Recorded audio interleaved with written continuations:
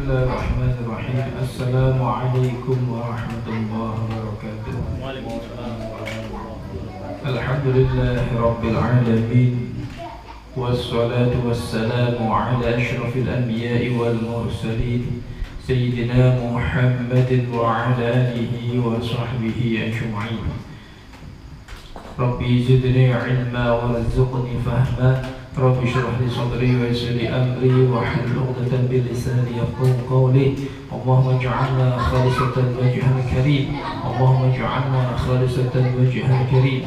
Allahumma ij'alna khalisatan wajhal karim. Amma ba'd. Alhamdulillah, kita diberikan banyak nikmat dari Allah.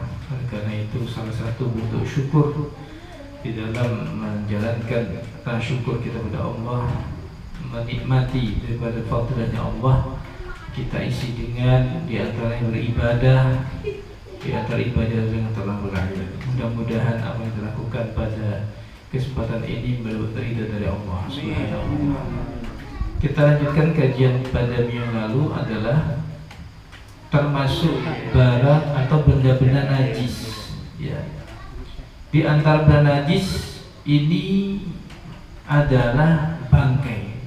Pada minggu lalu kita sudah bahas sedikit tentang bangkai. Apa sih bangkai itu? Bangkai adalah daging hewan yang mati dengan tidak disembelih secara syar'i. Ya, daging hewan yang mati, ya, bukan cara disembelih secara syar'i. Maka apapun itu bentuknya, maka disebut dengan bangkai. Bangkai ini termasuk kategori barang najis, ya. Bangkai itu termasuk kategori barang najis. Hal ini disandarkan di dalam Al-Quran, di dalam surah Al-Maidah ayat ketiga. Allah Ta'ala berfirman, A'udzubillahi minasyaitonir rajim. Bismillahirrahmanirrahim. Hurimat 'alaikumul maitatu wad-damu wa lahmul khinzir. Bahwasanya diharamkan bagi kalian semua yang namanya bangkai, namanya darah, nama juga daging khinzir. Apa daging khinzir itu? Daging babi, ya, daging celeng. Nah, ini termasuk kategori hal-hal yang diharamkan oleh hukum syariat. Tetapi jawahimakumullah, status kenajisan terhadap benda yang mati, ya, makhluk Allah yang hidup kemudian itu mati, ini tidak berlaku kepada yang namanya mayat manusia. Ya, manusia kalau mati ya bangkai-bangkai juga, kan begitu. Tetapi jasad manusia yang mati ini statusnya tidak bisa dikategorikan sebagai barang yang najis. Dan kemudian juga yang tidak bisa dikategorikan benda najis, bangkai daripada hewan yang tidak najis adalah hewan yang tidak memiliki darah mengalir ketika dia itu mati. Ya, misalnya apa? Nyamuk. Ya, nyamuk ada di tangan kita pukul mati. Maka bekas daripada bangkai nyamuk itu yang kecil itu ketika menempel di tubuh, menempel di pakaian, maka statusnya pun boleh untuk digunakan untuk beribadah, gitu ya. Semut misalnya. Ya, sekarang tinggal melihat apakah hewan itu ketika misalnya kita tumbuk gitu ya, kita pukul gitu ya, apakah dia itu mengeluarkan darah mengalir apa enggak? Kalau misalnya kecil tapi bisa mengeluarkan darah mengalir, berarti bangkainya itu adalah najis. Sekarang patokannya mudah, itu saja patokan. Nah, ini kayak laron ini. Kira-kira ada dari mengalir nggak di situ? Kalau nggak percaya buktikan lah, tangkap satu, geprek, ada darah ngalir nggak? Oh nggak ada yang muncrat. Maka itu tidak bangkainya tidak dikategorikan sebagai barang najis. Nah yang lainnya apa? Yaitu misalnya bangkainya belalang. Ya belalang. Belalang ini di daerah tertentu, daerah Jawa Tengah gitu ya, di Wonogiri, Jogja. Itu dibuat seperti ini, apa namanya? Gorengan. Ya digoreng. Ya digoreng. Nah, apakah ini halal? Halal nggak kira-kira? Belalang goreng itu halal nggak kira-kira? Hukumnya kadang di pinggir jalan. Kemarin saya lihat itu di media sosial, ada ibu-ibu di pinggir sawah itu udah nyiapkan belalang itu sudah dibumbu, tinggal digoreng. Entah per piringnya itu harga berapa. Ya, apakah ini halal? Jawabannya adalah halal. Bangkainya halal, bangkainya itu halal, apalagi ketika ditangkap dalam keadaan hidup, itu halal, tidak apa-apa. Jadi kalau misalnya nanti jalan ke daerah dekat-dekat Jogja, di sana banyak, jadi masyarakatnya biasa makan belalang goreng itu biasa, tidak usah ragu, ya asal mau. Ya, saya belum pernah coba juga, katanya kayak udang udang darat. Terus berikutnya adalah bangkai apa lagi yang boleh dimakan? Namun bangkai, ya bangkai, nggak disembelih, bangkai. Ini boleh dimakan. Bangkainya ikan, ya bangkai ikan. Pokoknya nama ikan aja. Nah itu boleh dimakan, langsung digoreng apa? Ya.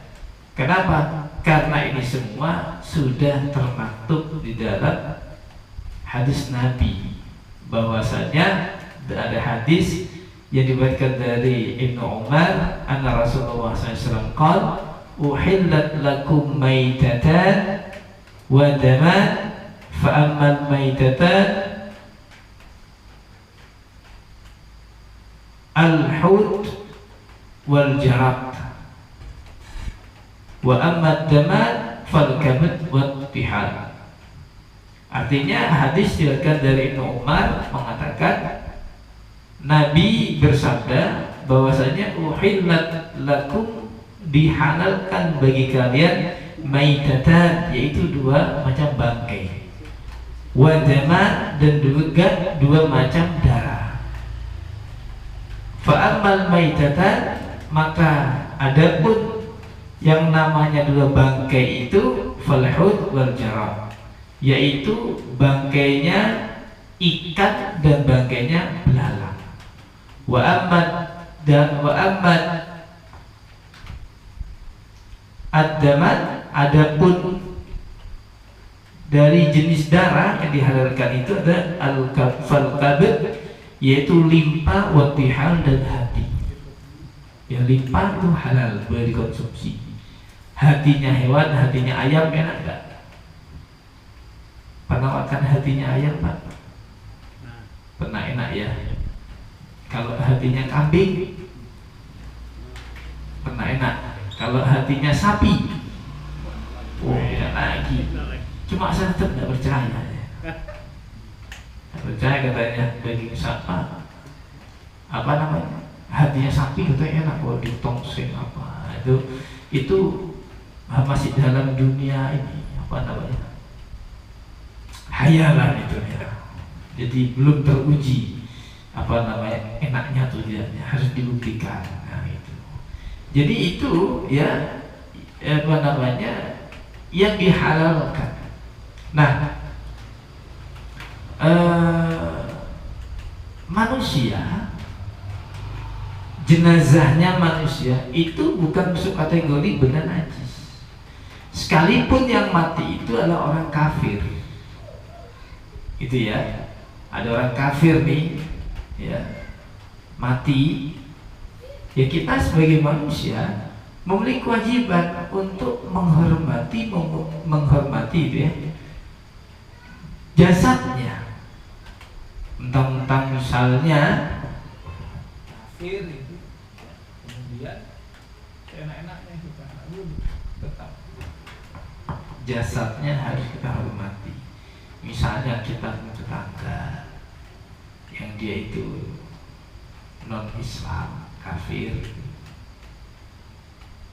kita juga wajib untuk apa? Untuk mentakziah, ya, lupa dia ini ada ikut apa namanya, ada ritual agama, silakan dalam hadir, tetapi jangan sampai ikut dalam kegiatan ritual agama itu, cukup hadir saja, kan tidak dosa, ya kan, itu tidak mengganggu akidah kita kan.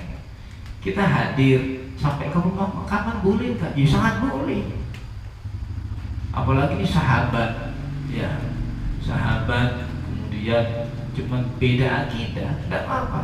Kita datang menghadiri makannya sama mengantarkan ke liang lahat pun tidak masalah, ya jangan dibedakan. Wah enggak, itu kan kafir, tidak mau datang.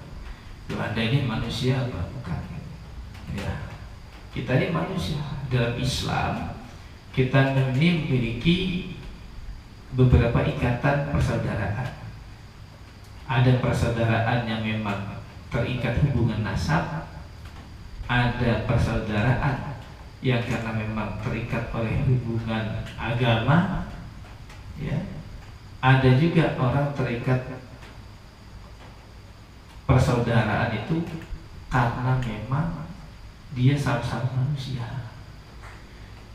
Jadi ketiga-tiganya harus kita hormati, tidak boleh kita membedakan. Ya, maka dari itu, ya terutama lagi kalau misalnya umat Islam yang meninggal, maka kita hukumnya apa?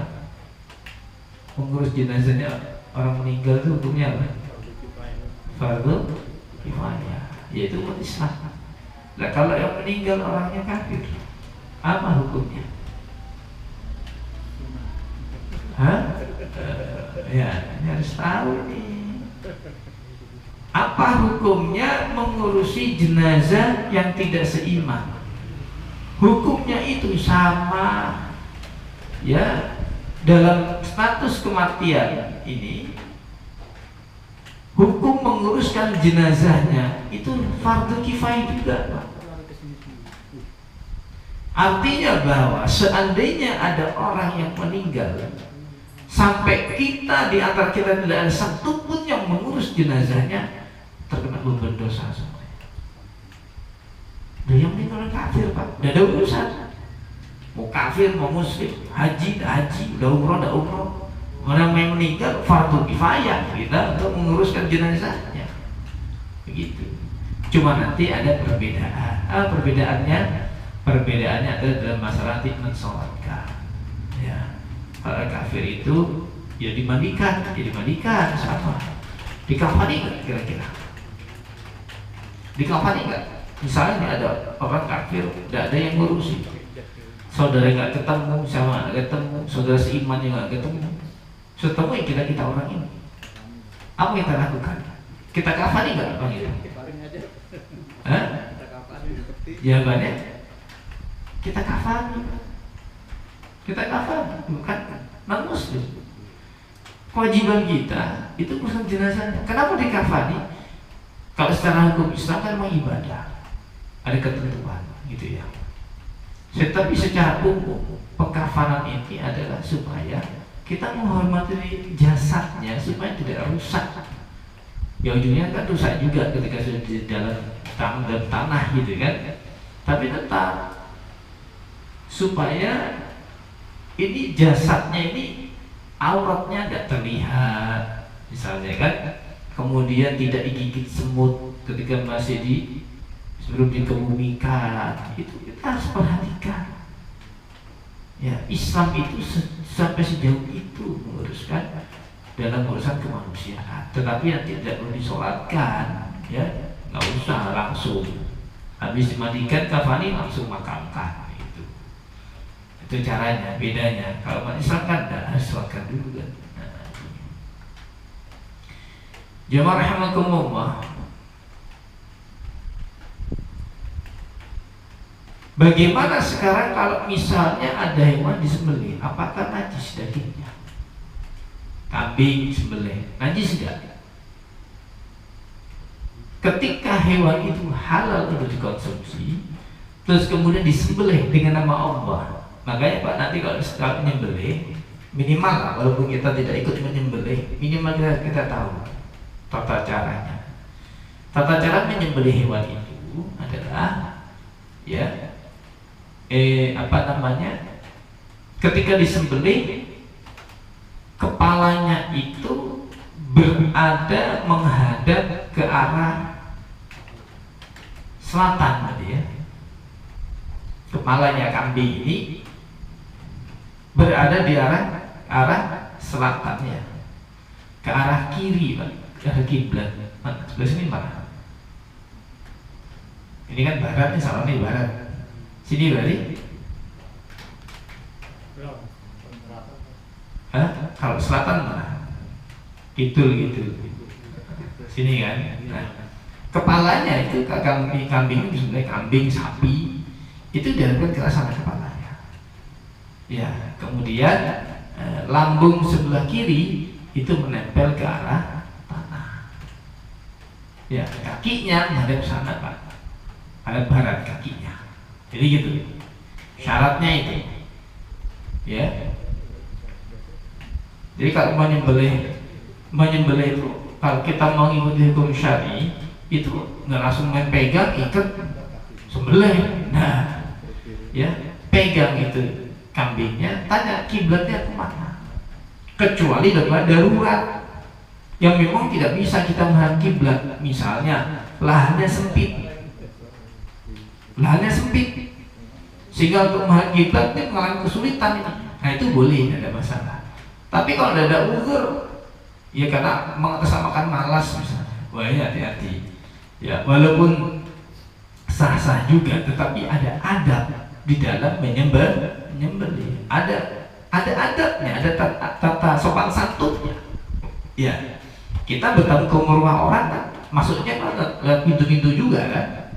Tapi bagaimana masuk rumah orang misalnya nggak pakai salam, nggak pakai apa, masuk rumah kaki diangkat misalnya, nongkrong kayak ini sambil ngomongnya kurang sopan, kan itu kan tidak etis.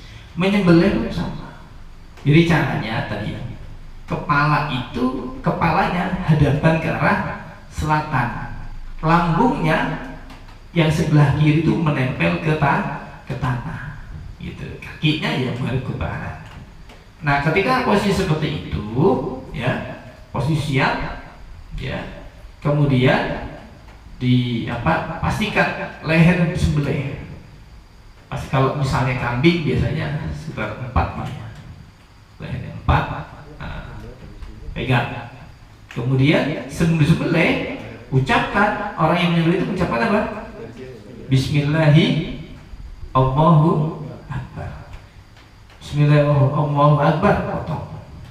Itu sudah sah. Ketika seperti itu sudah tidak dianggap bangkai. Atau misalnya kalau ada Idul Adha ada tambahan hadza mika hadza laka wa hadza ilaika gitu ya. Bismillahirrahmanirrahim, potong sambil mengucapkan takbir. Ya. Jadi usahakan kalau menyembelih ketika Idul Adha perbanyak membaca apa?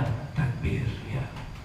Takbir kalau malam lebaran dibaca itu, ya perbanyak baca itu selama menyembelih sampai selesai. Nanti selesai diam dulu, begitu potong, begitu lagi. Ini caranya. Ya. Supaya apa? Supaya ini daging ini itu betul jadi daging yang halal dan thayyiban untuk dikonsumsi oleh siapapun yang berhak mendapatkan atau dibagikan daripada daging itu, gitu ya. Kemudian hal ini tidak berlaku kalau misalnya tadi ini kita nemu kambing nih, kambingnya mati, boleh dimakan nggak? Otomatis itu adalah bangkai. Misalnya hewan yang jatuh dari ketinggian mati, bangkai. Hewan mati terjepit, bangkai. Hewan mati misalnya apa? Darahnya muncrat, jatuh darahnya muncrat, maka itu hukumnya adalah bangkai. Nemu ayam tabrak mobil, ya, wah ada ayam nih, tabrak mobil. Kalau misalnya kita menemukan ayam itu masih dia itu dipastikan masih bernafas atau hidup, kita sembelih, itu halal, boleh. Tapi kalau misalnya kita temukan posisi tidak ada tanda-tanda kehidupan, kita potong, tetap haram, najis. Ya, tetap najis. Makanya di dalam audit pemeriksaan RPH, ya, rumah potong hewan itu, saya selalu mewanti-wantikan bahwa tolong yang namanya bangkai itu dibedakan. Kalau misalnya bangkai ayam, caranya bisa dicacah, dipotong-potong, atau kemudian diberi tinta. Ada tinta khusus untuk bangkai ayam. Jadi kalau udah dicelupin tinta itu sudah kulitnya itu tidak bisa berubah. Ya warna tinta itu. Ya kayak kita tinta habis nyoblos, ya berapa hari lah, 2 hari, 2 hari. Seperti itu. Nah, pernah kejadian sapinya itu mati, sehingga daripada tim RPH memutuskan untuk mengkubur sapi ini. Sore dikubur, pagi hilang. Ya lumayan kan, kalau orang misalnya sudah nggak mengenal najis, nggak kenal suci, gitu kan. 1 ekor sapi misalnya dagingnya ini bisa berapa itu? Akhirnya dari informasi-informasi itu, sapi bangkai daripada kambing, bangkai daripada sapi ketika ditemukan mati itu, saya rekomenkan untuk disiram dengan apa? Solar. Jadi kalau boleh nanti misalnya agak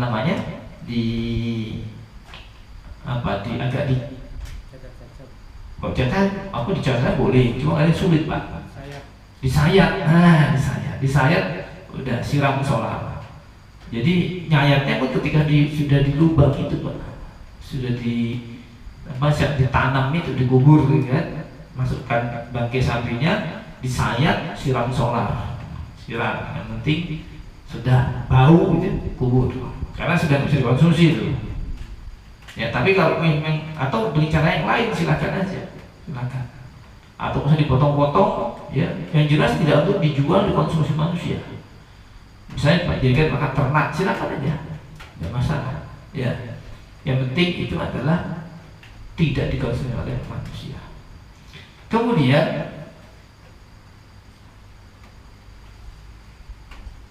hewan yang najis, ya, hewan yang maksudnya tidak boleh dikonsumsi, misalnya kucing, ya, jelas kucing itu kalau misalnya mati, ya, namanya juga bangkai, ya, bangkai.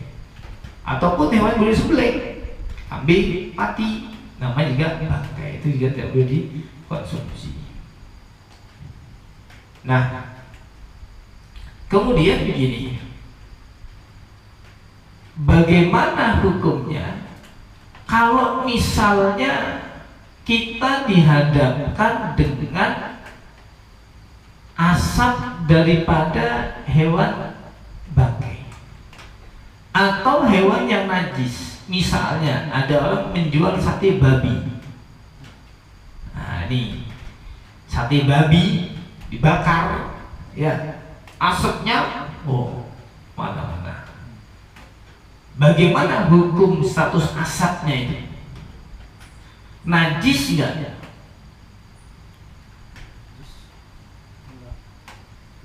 Ini terjadi Pak.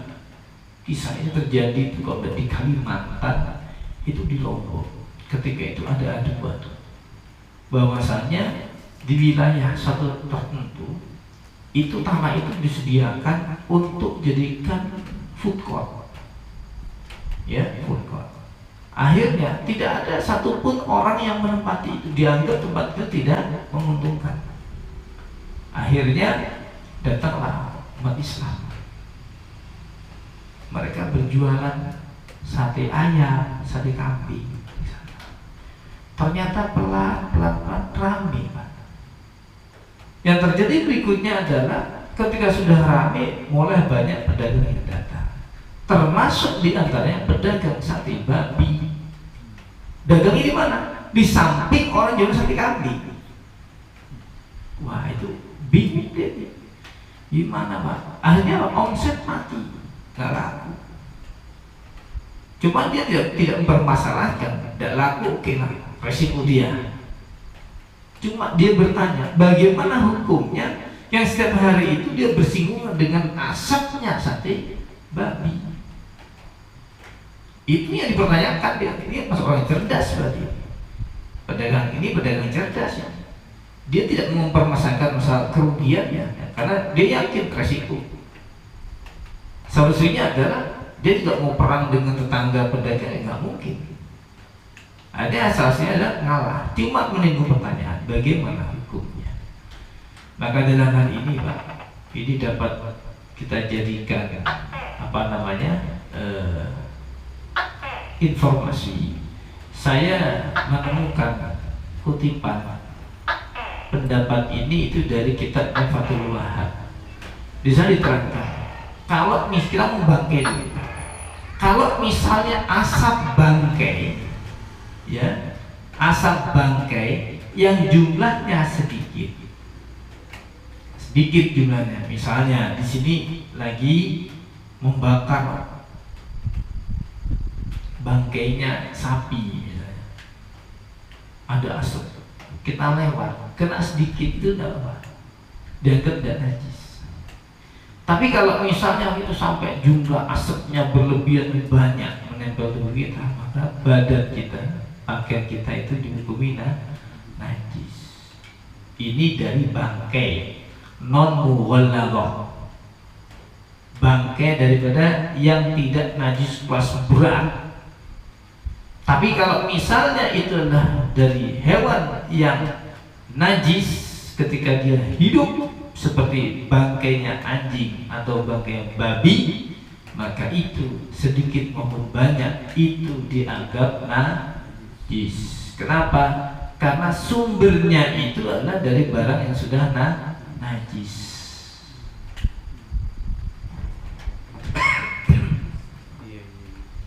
Itu ya. Hati-hati kalau ke daerah ini mana BSD. Nah, itu banyak cara itu, ya. Bahkan pedagang keliling itu santinya Anda harus kalau mau beli jangan cuma panggil pesen makan, jangan, tanya dulu. Ini daging apa, Mas? Pasti dia ngomong. Kalau enggak ada tulisannya sate babi, ya. Ini harus ekstra hati-hati. Bukan kita ini menghalangi orang berdagang, tidak. Nah, karena ini adalah perkara yang najis mughalladah. Ya, ini sulit untuk dibersihkan kecuali kita nggak tahu. Ya, makan dari tusuk.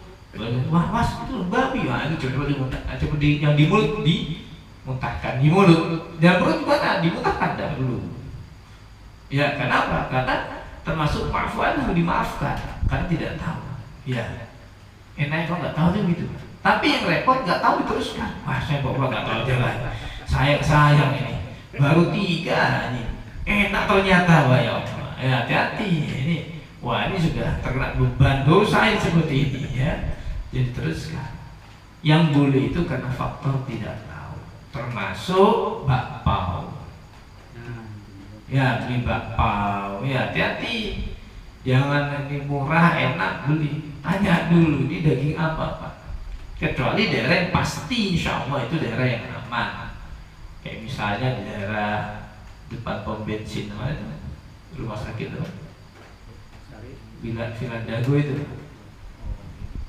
Kan pojok itu ada jual bakpao itu, kok nggak di Serung Jaya kan ada yang malu, ya enak juga itu. Ya, nah itu ya, itu silakan aja, insya Allah itu halal ya. Tapi daerah-daerah yang tertentu itu kita harus tanya, jangan langsung main, langsung di. Termasuk kemarin ketika saya ke India itu juga sama. Begitu masuk restoran pizza, ya, saya yang laku kan pizza Domino, itu laku. Pizza Hut nggak laku. Orang India nggak doyan Pizza Hut. Kalau Domino mereka makan, Pizza Hut nggak. Itu tanya, karena di sana pizza itu bagi dua. Ada yang vegetarian, ada yang daging. Ya itu. Kadang ayamnya, ini ayamnya halal, ayamnya halal. Mereka kadang ngaku juga, ini nggak tahu, disembelih dengan Islam mereka nggak tahu. Ya, makanya ketika seperti itu kita harus hati-hati. Ya, ketika masih ada pilihan yang misalnya itu bisa untuk halal, monggo saja untuk kita berpindah yang pada produk yang halal. Ya. Tapi kalau memang sudah terpaksa, ya monggo lagi selama itu bukan babi. Misalnya Anda ke Amerika, KFC ada kan? Itu kira-kira gimana? Syar'i enggak itu? Ini gara-gara masalah syar'i, ya akhirnya apa? Nggak makan Pak seminggu. Kenapa? Kenapa kok kurus pucat badan kamu? Ya habis makanan KFC-nya nggak ada yang halal sini, ya, misalnya. Bagaimana jika seperti itu? Ya, dalam kondisi seperti itu ayam ini halal. Ya, dalam keadaan terpaksa, tidak ada yang lagi dimakan. Lauknya nggak ada lagi, ayam itu aja. Sudah Bismillah, silakan. Bismillahirrahmanirrahim. Itu jadi halal. Itu ya. Yang penting matinya bukan jadi betung, dipukul tuh ayam, benguk mati. Sampai ungu semua badannya, itu baru haram. Tapi dikeluarkan apa? Permasalahan tidak disebut nama Allah, kan begitu.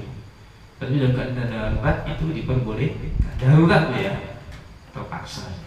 Ke Amerika cari warteg ya nggak ada Pak. Jangan ke Amerika, ke Bali cari warteg pun nggak ada. Coba aja ke Bali cari warteg nggak ketemu.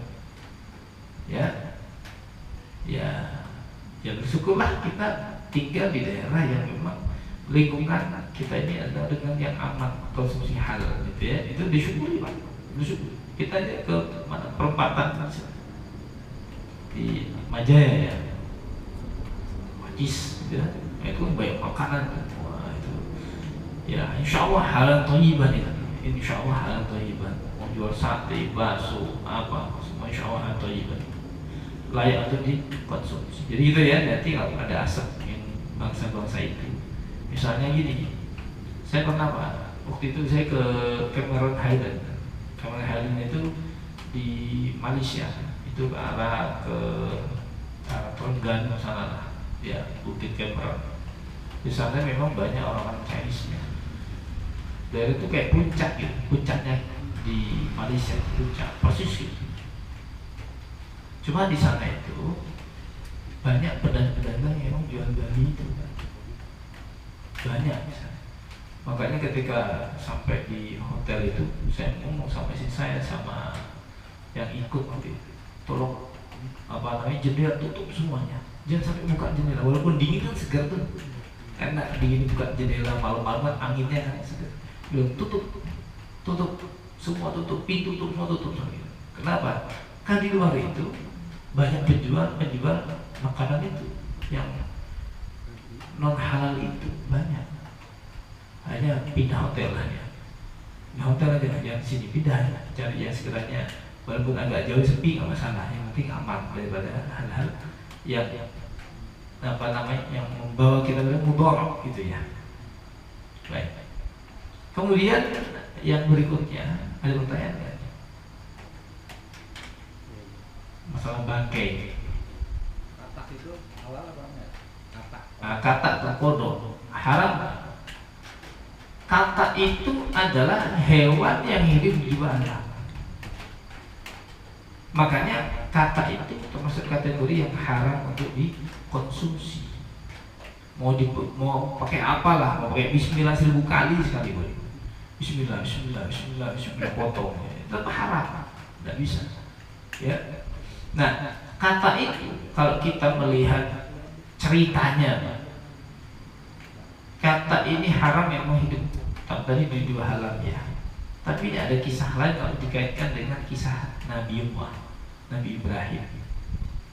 Allah melarang memakan kata dan untuk menghormati kata. Ya, supaya makhluk manusia ini menghormati kodok. Kenapa?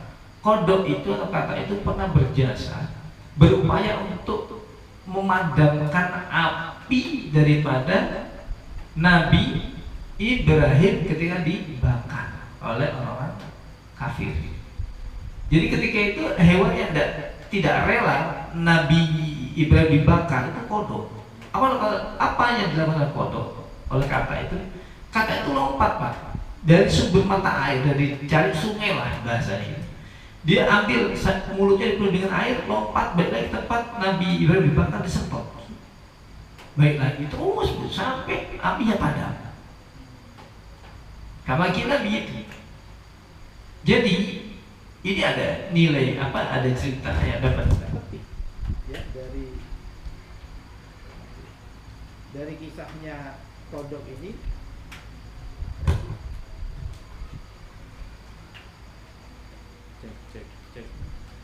Cek.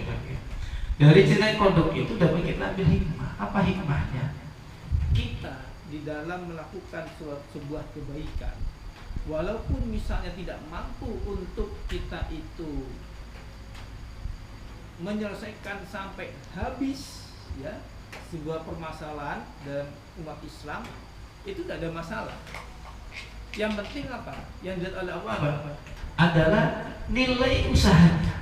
Misal saudara kita di Palestina, kita mau bantu mereka tidak mampu sampai betul-betul misalnya itu selesai kasus di Palestina. Misalnya di Palestina butuh dana 10 miliar supaya konflik kebutuhan mereka ini bisa terselesaikan, solusi misalnya. Kita hanya bantu cuma 100.000, kan 100.000 ke 10 miliar, 1 miliar kan jauh sekali, tidak boleh tutup kan begitu. Tetapi Allah tidak melihat sampai nutup atau enggaknya. Minimal kita sudah berpartisipasi dalam kebaikan itu walaupun sedikit. Ini sudah menjadi amal baik yang diterima oleh Allah, yang bisa mengangkat derajat kita jadi derajat yang sangat mulia. Contoh kasusnya kodok tadi. Bagaimana mungkin makul nggak bisa? Masuk akal nggak? Jangan kodok, mulut kita ada kebakaran rumah, kita tidak punya selang, kalau air di mulut semprot gitu. Padam nggak kira-kira? Padam, tapi butuh berapa hari, berapa jam ya. Tetapi Allah tidak melihat sampai habis tuntas tidak, tapi sejauh mana kita berusaha. Nah itu ya. Nah karena itu salah satu diantaranya kenapa kodok itu diharamkan, ada ceritanya. Itu tadi ceritanya kurang lebih itu ya. Gitu ya. Kalau hewan buruan bagaimana? Di dalam hewan buruan itu bisa jadi tidak bangkai, bisa jadi bangkai. Makanya supaya tidak jadi bangkai bagaimana? Ketika misalnya kita berburu, kita kalau zaman dulu buat panah sampai pistol kan, pistol. Ketika akan menembakkan ke hewan yang kita tuju, misalnya apa namanya rusa ya, rusa kan halal ya, rusa. Ketika akan menembakkan kita jawab Bismillahirrahmanirrahim, tembak ya. Begitu misalnya kena ya, kemudian misalnya kena terkapar, maka segera kita datangi itu hewan, segera sembelih. Itu, ya. Tapi jangan lupa ucapkan zikir Bismillahirrahmanirrahim ketika menembakkan. Khawatir ini mati betul ini, ya kan? Tapi setidaknya ketika kita nangkap itu, kita akan menyembelih dengan cara berzikir tadi. Termasuk kalau kita pakai anjing, Pak. Ada kan berburu pakai anjing lepas lari itu anjing tak tergigit. Nah, apakah bekas gigitan anjing ini pun hewan yang digigit ini pun jadi haram? Tidak. Islam membolehkan. Ada namanya anjing-anjing terlatih itu ada untuk digunakan berburu. Nah, ketika anjing ini kita latih, dia tahu di mana posisi dia melumpuhkan musuh, ya, yang sekiranya sampai tidak mematikan. Nah, ketika melepaskan ini anjing ini, kita tidak ucapkan Bismillah, Allahu Akbar. Dan anjing terlatih itu dia tahu ketika menggigit sekiranya nanti gigitan itu kita tiriskan, ya, kita jangan sampai itu terkena, karena pada semua bahwa nanti dia tahu, maka ini diperbolehkan. Dan juga Allah Ta'ala mengkaruniakan anjing ini sebagai hewan yang cerdas, anjing itu, dan juga hewan yang setia, ya. Tetapi kalau misalnya kita berburu dengan anjing yang tidak terlatih, ini hati-hati. Ini sifatnya bisa jadi terlarang. Kenapa? Karena dia akan melakukan sesuatu di luar daripada ketentuan yang sudah diperbolehkan oleh agama Islam. Gitu. Ya. Jadi anjing boleh Pak, boleh, tapi yang syaratnya latih anjing. Saya menggigit dia daerah mana? Yang sekiranya gigit nanti tidak matikan, dia tahu, ngerti dia. Ya, gitu ya. Bisa. Baik. Oh, kepiting. Kepiting waktu itu sudah pernah saya bahas ya. Oke, habis ya. Minggu depan kita bahas kepiting. Ya. Boleh nggak kita makan kepiting? Katanya enak, katanya. Ya. Nah, nanti insya Allah minggu depan kita bahas masalah kepiting, apa kepiting itu halal atau haram. Baik. Ya, rasa cukup ya Isya ini. Terima kasih. Kita lanjutkan atau diingatkan ya minggu depannya. Pak kepiting. Ya, paham sudah. Ya, saya paham. Ya. Baik, terima kasih. Mohon maaf apabila salah. Wassalamualaikum warahmatullahi wabarakatuh. Waalaikumsalam warahmatullahi wabarakatuh.